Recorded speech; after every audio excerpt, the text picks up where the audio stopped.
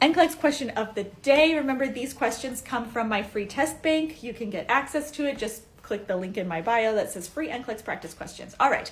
So the infant is admitted to the unit with tetralogy of Fallot, and the nurse would anticipate an order for which medication? Remember, tetralogy of Fallot is where they got a bunch of holes in the ventricles and all the oxygenated and deoxygenated bloods just mix it in there like crazy.